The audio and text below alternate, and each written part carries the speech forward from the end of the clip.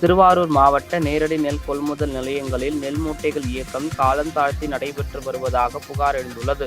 மாவட்டம் முழுவதும் 300க்கும் மேற்பட்ட நேரடி நெல் கொள்முதல் நிலையங்கள் திறக்கப்பட்டு விவசாயிகளிடமிருந்து நெல் கொள்முதல் செய்யப்பட்டன.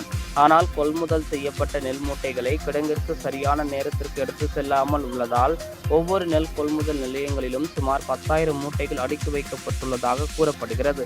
இதனால் நெல் மூட்டைகளுக்கு எலி, மயில் உள்ளிட்டவைகளால் பாதிப்பு ஏற்படுவதாகவும், நெல்லின் ஈரப்பதம் குறைந்து எடை குறைவதால் கொள்முதல் நிலையத்தில் உள்ள எழுத்தர், உதவியாளர், காவலர் உள்ளிட்டோர் இழப்பீடை ஈடு செய்யும் நிலை உள்ளதாக கொள்முதல் நிலைய பணியாளர்கள் வேதனை தெரிவித்துள்ளனர். எனவே போர்க்கால அடிப்படையில் கொள்முதல் நிலையங்களில் இருப்பு வைக்கப்பட்ட நெல் மூட்டைகளை கிடங்கிற்கு எடுத்து செல்ல வேண்டும் எனவும் கொள்முதல் பணியாளர்கள் வேண்டுகோள் விடுத்துள்ளனர்.